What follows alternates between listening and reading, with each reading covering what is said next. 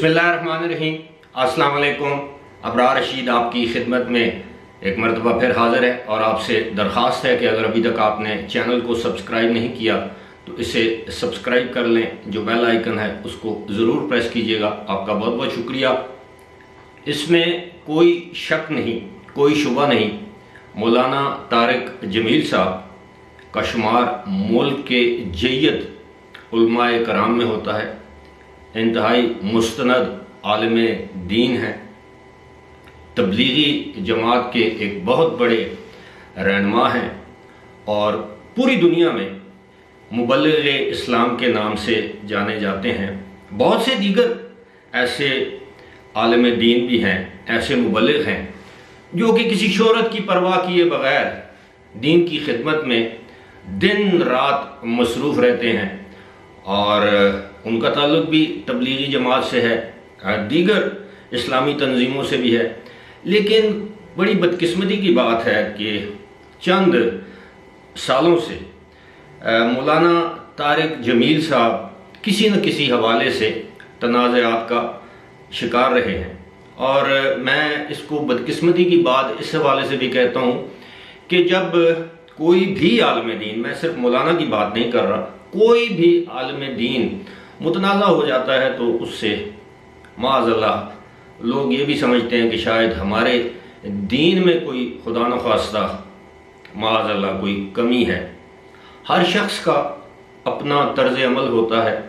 ہر شخص کا پریچنگ کا، تبلیغ کا انداز مختلف ہوتا ہے۔ اس میں کوئی شک نہیں کہ لاکھوں نہیں کروڑوں فالورز ہیں مولانا کی پوری دنیا میں، لیکن جس طرح میں نے کہا کہ تنازعات، اب کچھ تنازعات ایسے ہوتے ہیں جو کہ آپ کے مسلک کے سے جو ہم آہنگ نہیں ہوتے، آپ کے مسلک سے اختلاف رکھتے ہیں، اور پاکستان میں تبلیغی جماعت کے طریقہ کار یا تبلیغی جماعت کے افکار سے اختلاف رکھنے والے لوگوں کی بھی کمی نہیں۔ بہت سے ایسے لوگ ہیں کہ جن کے تبلیغی جماعت کے حوالے سے بہت سے تحفظات ہیں، لیکن بہت سے ایسے لوگ بھی ہیں کہ جو کہ تبلیغی جماعت کی دین کے لیے، اسلام کے لیے خدمات کے انتہائی معترف ہیں۔ ہر سال تبلیغی اجتماع ہوتے ہیں رائے گنج میں، لاکھوں کی تعداد میں لوگ ان میں شریک ہوتے ہیں۔ لیکن جس طرح میں بات کر رہا تھا کہ مولانا طارق جمیل کچھ عرصے سے تنازعات کا شکار ہے، ایک وجہ میرے نزدیک یہ ہے کہ مولانا جو ہیں وہ جب تک غیر سیاسی تھے، اے پولیٹیکل تھے، تو ہر مکتبہ فکر، تمام سیاسی جماعتوں سے تعلق رکھنے والے لوگ ان کی بات پر یقین بھی رکھتے تھے، عمل بھی کرتے تھے۔ ایسا نہیں ہے کہ آپ ان کی بات پر یقین نہیں رکھتے، لیکن اب وہ انہیں ایک شک کی نگاہ سے دیکھتے ہیں کہ مولانا کے مخصوص سیاسی عزائم بھی ہیں، اور اس کی بڑی وجہ یہ ہے کہ طویل عرصے سے مولانا تحریک انصاف کی، عمران خان کی کھلے انداز میں حمایت کرتے نظر آتے ہیں، سرے عام، کھلے عام، چاہے عمران خان کی دروغ گوئی ہو، ان کے یو ٹرنز ہوں، ان کے کچھ انتہائی قابل اعتراض بیانات ہوں، چاہے وہ دین کے حوالے سے ہیں، چاہے لوگوں کے حوالے سے ہیں، اس حوالے سے مولانا کی خاموشی جو ہے اس کو لوگ مناسب نہیں سمجھتے۔ مولانا نے اپنا ایک برانڈ بنایا، کاروباری برانڈ۔ کاروبار کرنا چاہے کوئی عالم دین ہو یا مجھ جیسا کوئی کمزور انسان ہو، یہ اس کا حق ہے، اور کاروبار ویسے بھی سنت رسول ہے۔ اور جب انہوں نے مولانا طارق جمیل یعنی MTJ کے نام سے ایک برانڈ بنایا، بالکل اسی طرح جس طرح اگر آپ کو یاد ہو تو مرحوم جنید جمشید کے نام سے سٹورز کھولے، ایک برانڈ بنایا، آج جو J ڈاٹ کے نام سے جانا جاتا ہے، تو اس کی بھی لوگوں نے شروع میں مخالفت کی، لیکن ایک کاروبار تھا، حق حلال کی کمائی تھی، حق حلال کا کاروبار تھا، اور آج بھی وہ ایک معروف برانڈ ہے۔ اسی طرح مولانا کے کاروبار کے حوالے سے کچھ لوگوں نے اعتراض کیا، لیکن ہم سمجھتے ہیں کہ وہ بالکل جائز کام ہے، مولانا کو اس کا حق ہے، اور اگر وہ اس کاروبار سے ہونے والی آمدن، منافع، اور اگر وہ دین کی راہ میں خرچ کرتے ہیں تو اس سے بڑی عبادت یا سعادت مولانا کے لیے اور کیا ہو سکتی ہے۔ لیکن جس طرح میں نے عرض کیا کہ ماضی قریب میں ان پر مختلف قسم کے الزامات لگتے رہے، حال ہی میں ایک بہت بڑا الزام ایک ماضی کی سپر ماڈل یا آج کی ماڈل ایان علی کی جانب سے بڑے سنگین قسم کے الزامات ان پر عائد کیے گئے، اور اس پر مولانا طارق جمیل یا ان کے سٹاف کی جانب سے ابھی تک کوئی تردید نہیں سامنے آئی۔ سملرلی اب جو مولانا طارق جمیل کے بارے میں یہ بھی کہا جاتا ہے کہ ان کو تبلیغی جماعت کی جو بڑی شورا ہوتی ہے، جس میں گنتی کے چند ارکان یا افراد ہوتے ہیں، اس میں سے بھی ان کو فارغ کر دیا گیا ہے۔ اس کی تفصیلات تبلیغی جماعت کا کوئی سینئر فرد ہی بتا سکتا ہے، لیکن اب مولانا کو ایک اور کنٹروورسی میں ملوث کیا جا رہا ہے، اور سوشل میڈیا پر یہ بات زبان زد عام ہے کہ اب مولانا طارق جمیل کسی ہاؤسنگ سوسائٹی کے ڈائریکٹر بھی ہیں، اور راولپنڈی کے علاقے روات میں یہ ہاؤسنگ سوسائٹی قائم کی گئی ہے، یہ قائم کی جا رہی ہے، اور ٹیب TAB ہاؤسنگ سوسائٹی کے نام سے یہ ادارہ ہے، جس کا کلیم یہ ہے سوشل میڈیا پر کہ 15,000 کنال زمین ان کے پاس ہے، اراضی ہے ان کے پاس، اور ان قریب یہ راولپنڈی ڈیولپمنٹ اتھارٹی کے ساتھ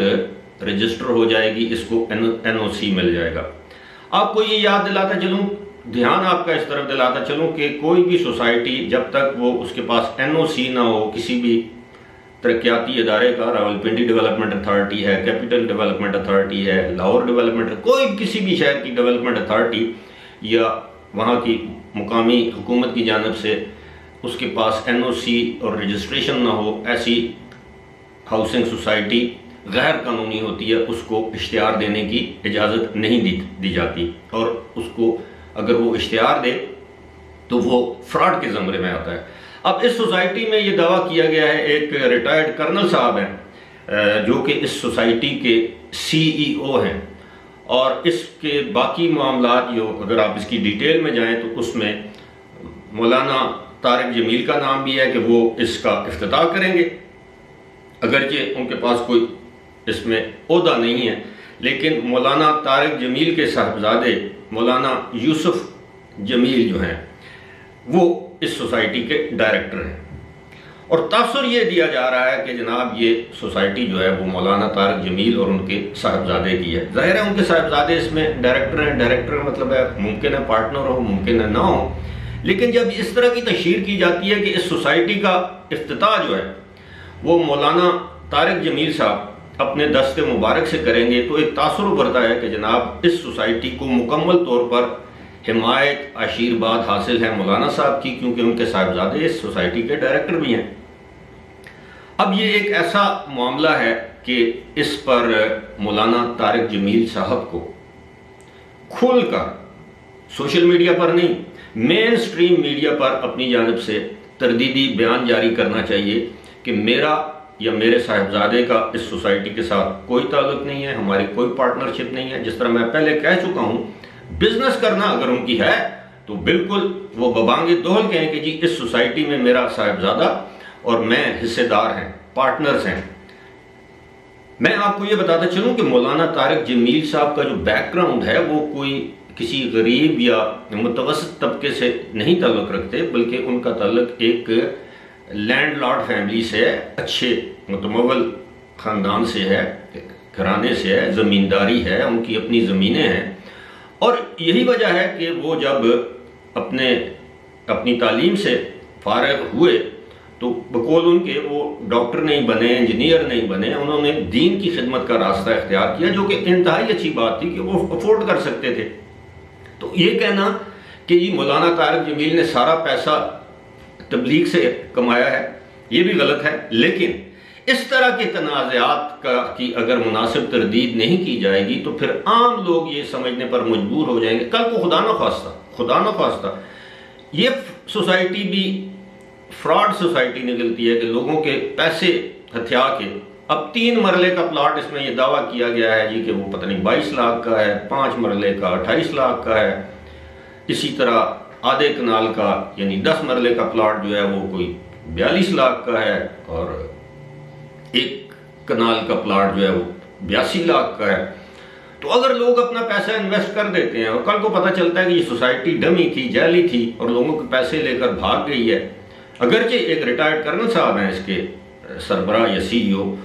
اور 15,000 کا کلیم کیا جا رہا ہے کہ 15,000 کنال زمین ہے، تو آپ مجھے یہ بتائیے کہ پھر اس میں کیا مولانا طارق جمیل اور ان کے صاحبزادے کا نام نہیں آئے گا؟ اگر مولانا طارق جمیل اس طرح کی متنازع سوسائٹی کا افتتاح کریں گے، وہاں پر چیف گیسٹ ہوں گے، دعائیہ تقریب میں شامل ہوں گے، ان کے صاحبزادے اس سوسائٹی کے بورڈ آف ڈائریکٹرز میں ون آف دی ڈائریکٹرز ہوں گے، تو پھر آپ مجھے بتائیں کہ یہ اس تنازع میں مولانا طارق جمیل کا نام آنا تو پھر ایک فطری سی بات ہے۔ لہٰذا میری تو درخواست ہوگی کہ لوگ اس کی تحقیق کریں اس سوسائٹی کی کہ واقعی یہ جینوئن ہے اپنی انویسٹمنٹ کرنے سے پہلے، اور خاص طور پر اوورسیز پاکستانی جو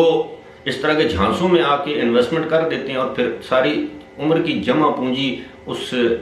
میں انویسٹ کر دیتے ہیں اور بعد میں ساری زندگی پچھتاتے رہتے ہیں کہ نہ اس پلاٹ کا وجود ہوتا ہے، وہ فائل جعلی ہوتی ہے اور ان کے پیسے ڈوب جاتے ہیں۔ فی الحال مجھے دیجیے اجازت، خدا حافظ۔